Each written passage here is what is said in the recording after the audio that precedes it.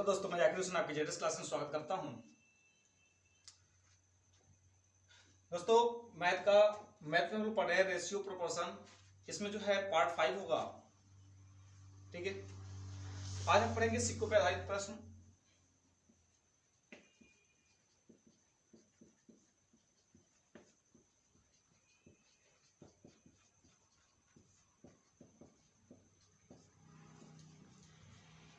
सिक्कों पे आधारित प्रश्न पे पढ़ेंगे। हम पढ़ेंगे प्रश्न फर्स्ट में।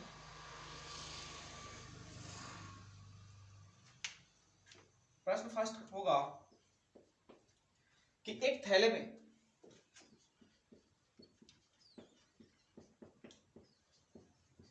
₹1, 50 पैसे और 25 पैसे के सिक्कों का अनुपात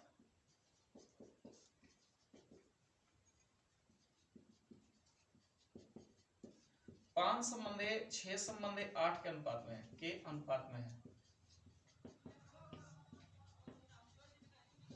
5:6:8 के अनुपात में है। ठीक है, यदि कुल पैसों की संख्या जो है, कुल धनराशि 240 है, तो 25 पैसे के सिक्कों की संख्या कितनी होगी?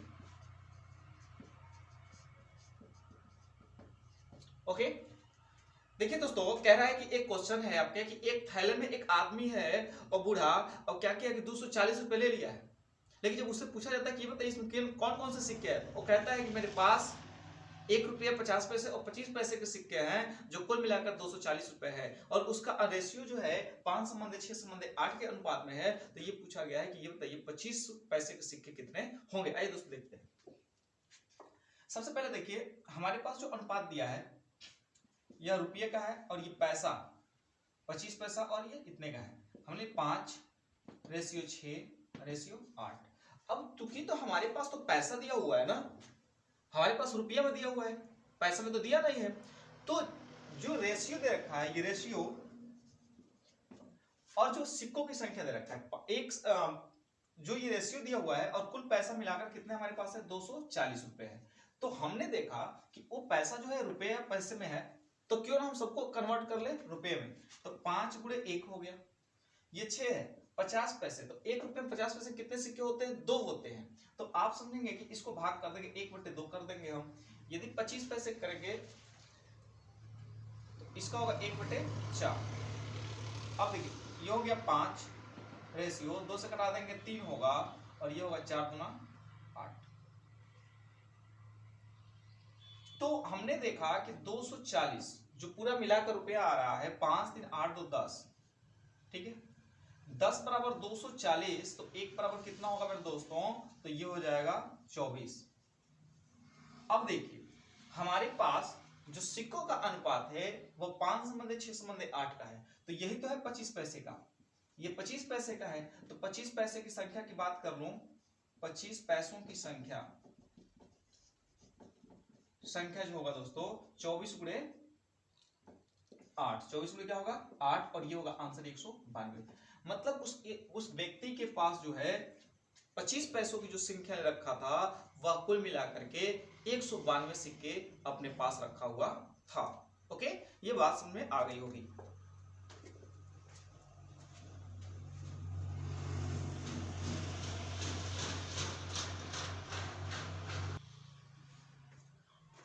नेक्स्ट प्रश्न देखते हैं कि एक व्यक्ति के पास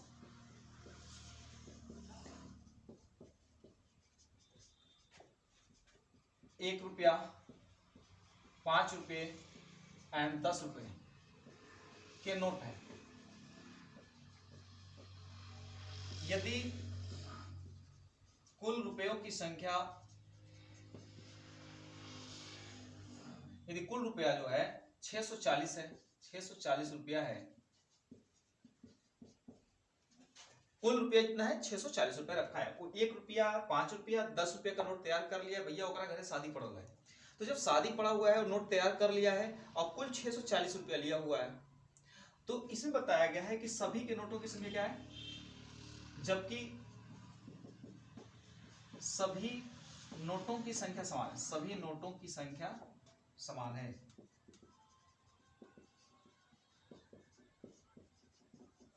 कुल नोट की संख्या बताइए, कुल नोटों की संख्या कितनी है। अब अगर शादी पड़ रहा है, हमारे से शादी पड़ा है तो वह जो है अपने पति से कहती है कि जाइए भाई पैसा कम से कम लेके आइए, परछावना करना है लड़का के लिए। और जब परछने के लिए है तो 640 रुपया इकट्ठा कर लिया है, आ घूम के कह दिया है उससे कि हम 1 रुपया 10 रुपया 5 रुपया का नोट ये लिए हैं। तो ये पूछा कि ये बताइए कि नोट जो लिए हैं तो कुल कितना कितना मिला करके दिया है। आइए देखते हैं। देखिए हमारे पास क्या है, 1 रुपये नोट, फिर क्या है 5 रुपए का नोट, और फिर 10 रुपए का नोट, और यही कुल मिलाकर के 640 रुपया हो गया। ठीक है, यदि आप x मान के करना चाहते हैं तो x, फिर 5 और फिर 10। यदि कह रहे सबकी नोटों की संख्या, हम मान लेते सभी नोटों की संख्या क्या है, x है, तो x यहां पर भी x होगा और यहां पर भी क्या होगा, x होगा। तो 10x 5x और x कितना होगा, 16x इक्वल टू कितना होगा मेरे दोस्तों, 640 हो गया। तो x इक्वल टू क्या होगा, 40। अब कह रहे हैं कि सभी नोट संख्या जो है बराबर बराबर है, मतलब 1 रुपये वाला 40 है, अब 5 रुपये वाला 40 है, और 10 रुपये वाला कितना है, 40 है। तो तीनों को मिला के जोड़ेंगे तो कितना होगा, 120। 120 कुल नोटों की संख्या जो थी उसके पास 120 है, और 120 रुपया 120 नोट लिया हुआ है, जिसमें से 1 रुपये 5 रुपये और 10 रुपये के हैं, और कुल मिला के उसी को क्या करिए, जोड़ करके 640 कर लिया है।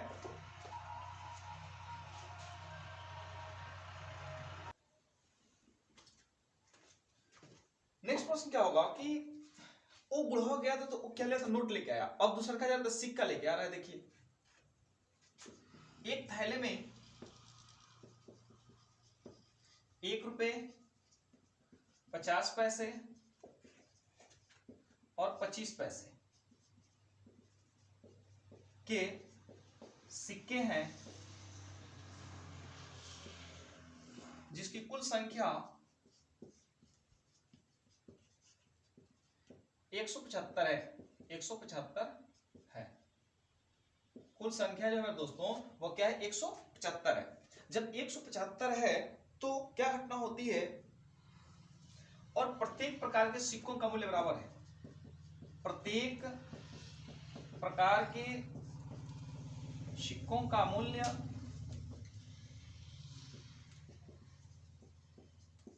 बराबर है। तो कुल मूल्य कितने होंगे, कुल मूल्य कितना होगा, सिक्कों को कुल मिलाकर कुल मूल्य पूछ रहा है इसमें। देखिए करें कि बुढ़वा गया तो बुढ़वा ने अब क्या किया, एक बुढ़वा जाए तो नोट लेके आया था, ठीक ना। तो दूसरी उसकी मलकनिया कह रही कि देखिए लेके आए हैं पैसा, आप भी नहीं लेके आएंगे। तो वो गया तो सिक्के उठा लेके आया। अब गया तो 1 रुपया 25 पैसे और 50 पैसे का सिक्का लेके एकदम लिया के छोड़िए धो दिया।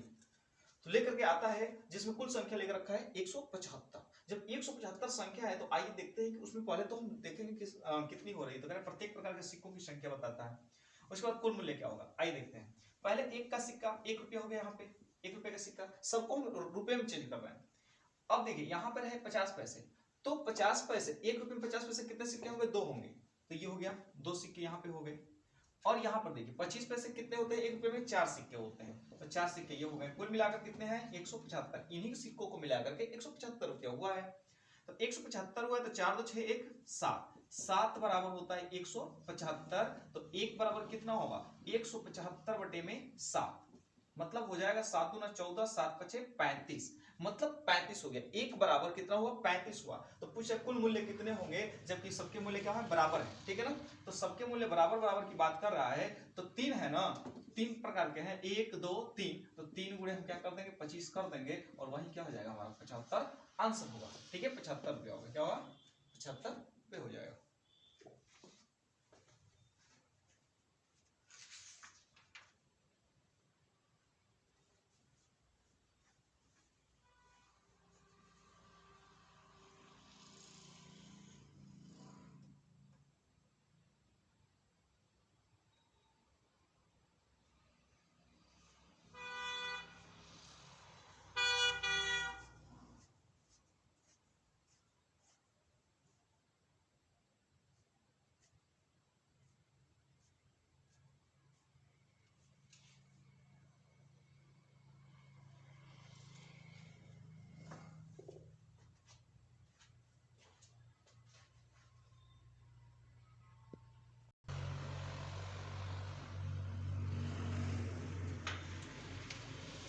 नेक्स्ट क्वेश्चन देखते हैं दोस्तों। देखिए कि एक थैले में, मान लीजिए कि एक थैले में 1 रुपये 50 पैसे और 25 पैसे के सिक्के हैं, जिसकी कुल संख्या जो है मान लेते हैं यहाँ पे कि 280 है। ठीक है, 280 है। प्रत्येक प्रकार के सिक्कों के मूल्य का अनुपात जो है कितना है? यह अनुपात जो है 8:4:6 के, 8:4:6 के अनुपात में है। तो 50 पैसे, तो 50 पैसे के मूल्यों की संख्या जो होगी कितनी होगी? 50 पैसे के सिक्कों की संख्या, 50 पैसे के सिक्कों की संख्या, इसको 3 कर लीजिए। अब देखिए, अब आते हैं पॉइंटली पे, सॉल्व करते हैं इसको। जो चूंकि मेरे पास मूल्य जो है वह 8:4:3 के रूप में दिया हुआ है, और प्रत्येक जो है कुल संख्या जो 280 दिया हुआ है। ठीक है, जब जो 280 दिया हुआ है, 1 रुपए के सिक्के 8 हैं, तो हमारे पास कितना हो जाएगा? 8 हो जाएगा। यदि हम मान लेते हैं x, तो हमारे पास कितना हो जाएगा? 8x हो जाएगा। प्लस 50 पैसे के सिक्कों की संख्या कितनी है? 4, और 50 पैसे को मैं रुपए में बदलता हूं तो कितना होगा? 2 होंगे। कितने सिक्के आएंगे? 2 आएंगे। तो यहां पर मैं करता हूं 2x प्लस, अब कह रहे 25 पैसे वाले कितने सिक्के होंगे? 4 होंगे, और इनकी संख्या कितनी दे रखी है? कुल मूल्य 3 रुपया, 3 गुणे 4x, और यही मिलकर के कुल सिक्का कितना हो जा रहा है? 280 हो जा रहा है दोस्तों। 4 × 12, 12 × 8 20, 28, 28x बराबर हो गया 280। ठीक है, तो x बराबर कितना हो जाएगा आपका? 10। अब x बराबर 10 हो गया, तो जो मेरे पास सिक्के हैं वह सिक्के किस अनुपात में है? तो 8, 4 और 3 के अनुपात में है। 8, 4 और 3 के अनुपात में है। तो ये पूछा जाए, ये बताइए 50 पैसे वाले के सिक्के की संख्या कितनी होगी? तो हमने तो इसको मूल्य रुपए में बदल दिया था ना। अब हमारा कितना आ गया था? 4 दूना 8x के रूप में आया था, तो 8 × 10 बराबर कितना हो जाएगा? 80 होगी संख्या। ठीक है, 80 होगी।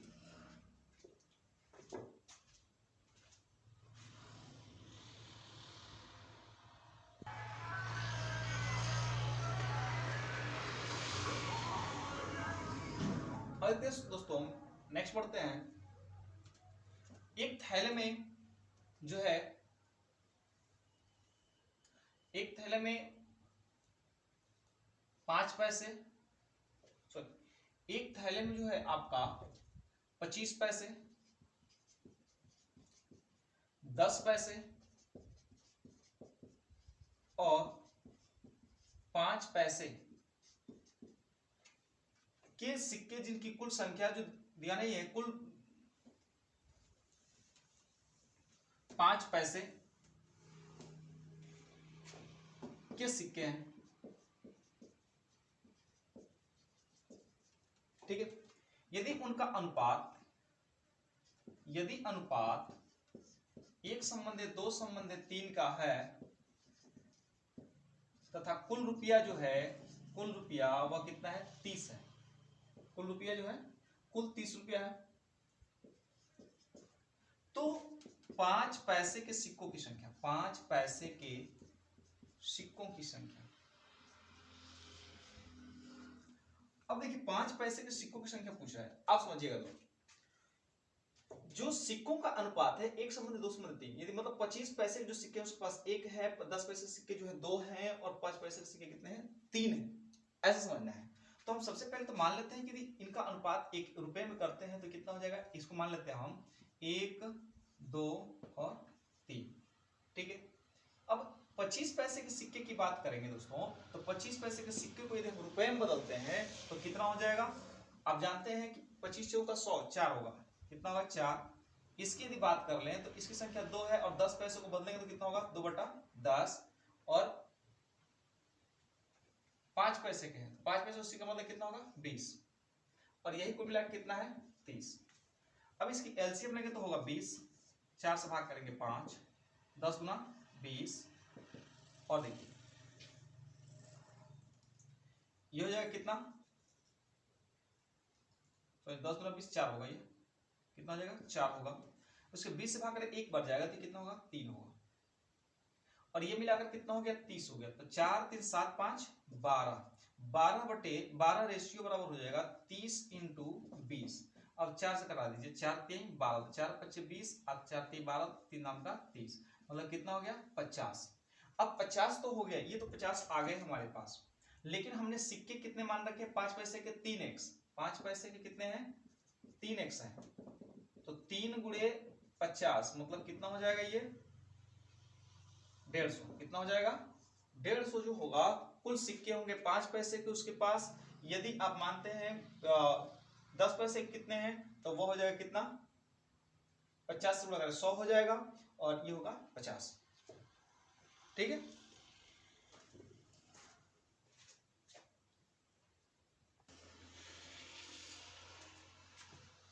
अब नेक्स्ट एक पढ़ते हैं बच्चों, आय और व्यय पर आधारित प्रश्न। आय एवं व्यय पर आधारित प्रश्न।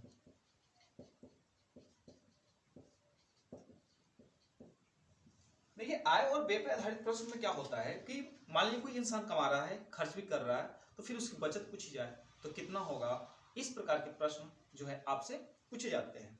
ठीक है, अब देखेंगे हम प्रश्न इसमें, प्रश्न कैसे आएगा कि एक परिवार के आय एवं व्यय का अनुपात 7:3 है, 7:3 है। यदि उसका व्यय जो है, यदि उसका व्यय, मान लेते हैं कि यदि उसका व्यय 10,500 है, 10,500 है, तो बचत कितनी होगी,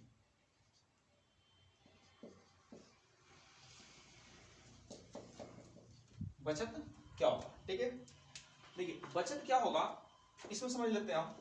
कहें कि एक परिवार है, ठीक है, एक परिवार बेचारे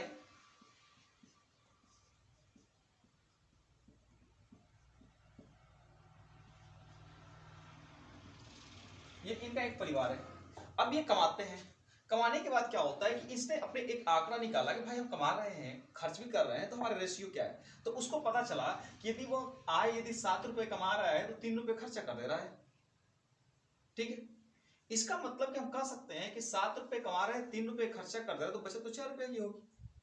लेकिन कह रहा है कि हमें इसमें ये नहीं दिया हुआ है कि उसकी आय कितनी है, इसने दे दिया खर्च जो कर रहा है वह 3 रुपए। इसका मतलब हम मान सकते हैं कि 3 रेशियो जो होगी वह 10,500 की क्या होगी, बराबर होगी, क्योंकि जो खर्च की तुलना खर्च से करेंगे। तो यदि हम सहायता के लिए यदि x लेते हैं तो 3x बराबर 10,500, तो x बराबर क्या होगा 10,500 बटे में 3, तो 3 3 9, 3 5 15, 3500। एक x की वैल्यू जो है 3500 है। अभी बताइए कि 7 रुपए कमाना था, 4 रुपए जो है 3 रुपए खर्च कर रहा था, अनुपात की बात कर लेंगे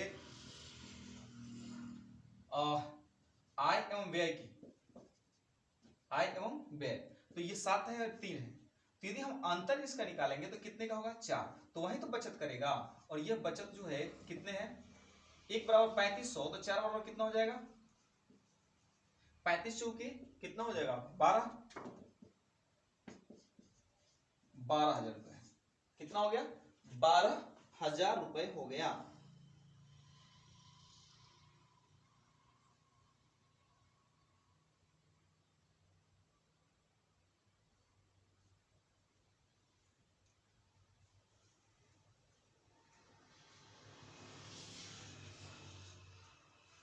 नेक्स्ट क्वेश्चन देखेंगे,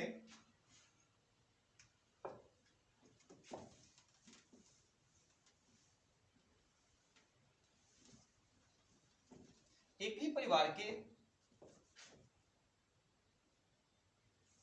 ए एवं बी तथा बी एवं सी आय का अनुपात आय का अनुपात जो है 3 संबंध 2 है। ठीक है, ए एवं बी है और बी एवं सी है और इन दोनों के आय का अनुपात जो है वह 3 संबंध 2 है।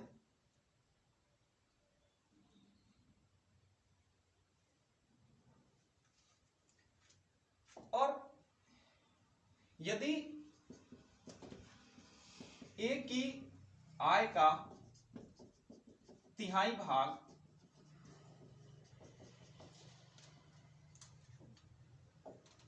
सी की चौथाई भाग से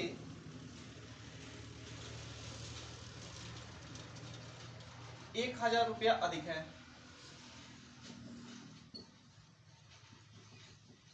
तो बी की आय क्या होगी? बी की आय क्या होगी? देखिए दोस्त, लगाते कैसे करें कि एक परिवार है, उसमें 3 लोग कमाने वाले हैं, ए बी सी।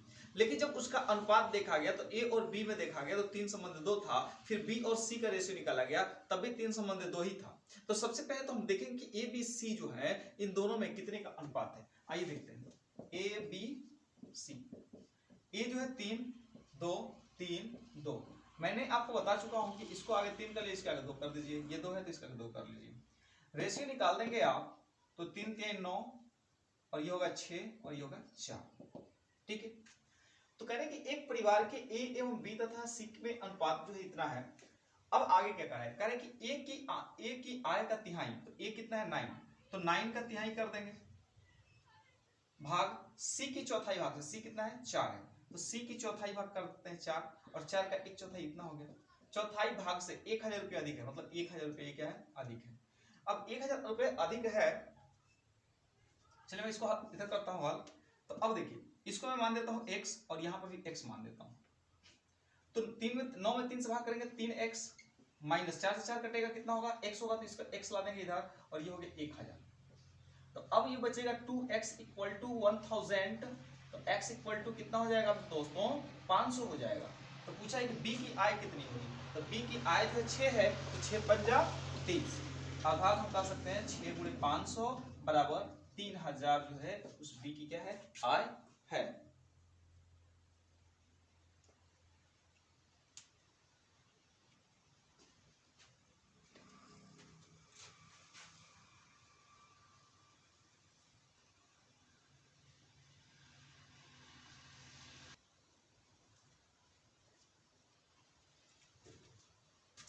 नेक्स्ट प्रश्न देखते हैं दोस्तों।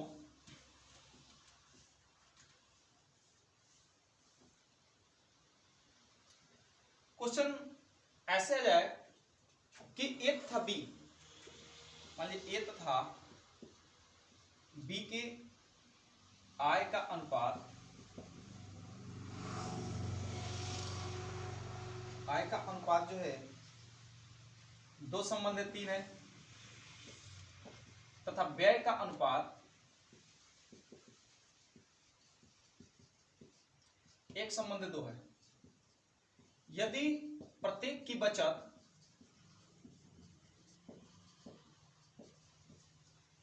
24,000 रुपया है, यदि प्रत्येक की बचत जो है कितनी है? 24,000 है, तो ए की आय कितनी होगी? ए की इनकम आय कितनी होगी? चलिए देखिए दोस्तों कैसे लगाते हैं। करें कि ए और बी जो है जिनका अनुपात कितना है? 2 संबंध 3 का है। ये हो गया हमारा आय और ये हो गया व्यय। ये ए है और ये है बी। आय जो है 2 संबंध 3 का है, व्यय जो है 1 संबंध 2 का है। अब क्या होगा कि आय में से हम व्यय को घटाएंगे तभी तो बचत होगा। तो आइए देखते हैं बचत। तो बचत, इसका जो अंतर निकाल रहे हैं वो कितना है? 1 का है। इसका अंतर निकालने पर कितने का आ रहा है? 1। मतलब प्रत्येक की बचत जो है बराबर है, 1 बराबर 1 है, तो हमने देखा कि यही 1 बराबर कितना है? 24,000 रुपया है। ठीक है, 24,000 रुपया है। तो पूछे कि ए की आय कितनी थी, तो ए की आय कितनी है? 2। इसका मतलब कि ए की आय बराबर ए की इनकम इक्वल टू जो होगी 2 गुणे 24,000 होगी, और ये कितना हो जाएगा? 48,000 हो जाएगा रुपये। मतलब ए की आय जो थी 48,000 रुपए थी।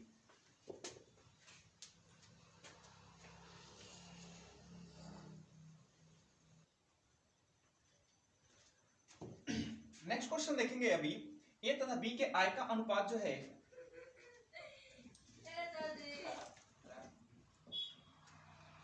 9 संबंध 7 है और बी तथा व्यय का अनुपात जो है वह यहां पे 4 संबंध 3 है। ठीक है, यदि प्रत्येक की बचत 200 रुपया है, प्रत्येक की बचत कितनी है 200 रुपए है, तो ये बताइए कि उनकी आय का योग क्या होगा, उनकी आय का योग।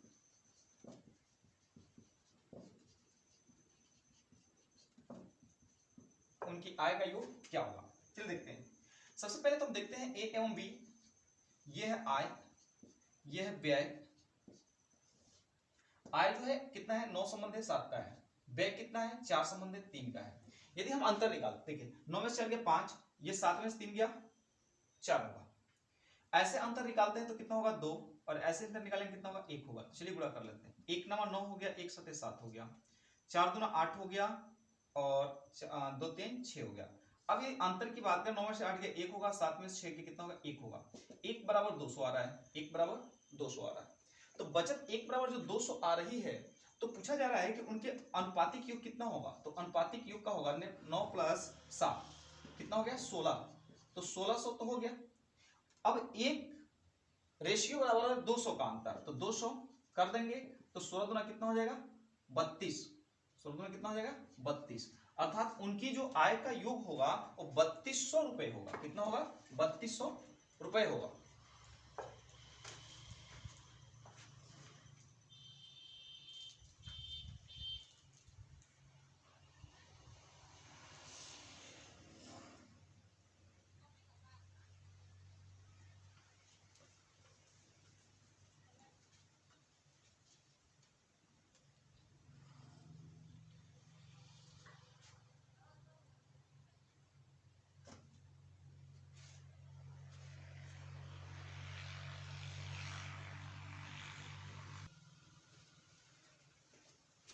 नेक्स्ट एक और प्रश्न देखते हैं दोस्तों, दे दीजिए सवाल में कि ए तथा बी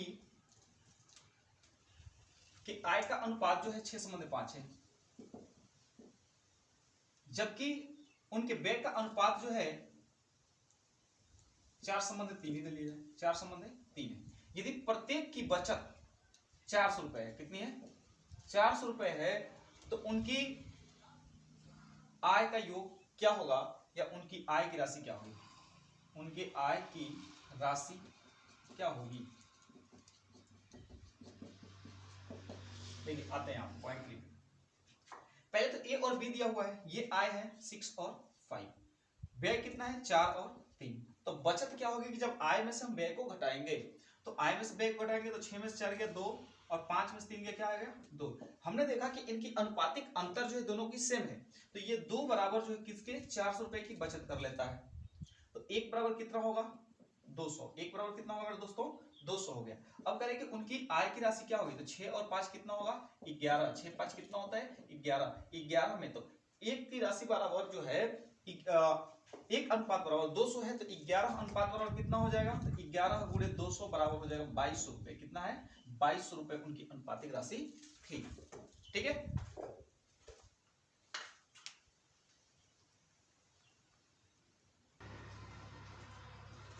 इस प्रकार से दोस्तों जो है सवाल हमने लगा लिया, और वीडियो को ज्यादा से ज्यादा देखें, सब्सक्राइब करें।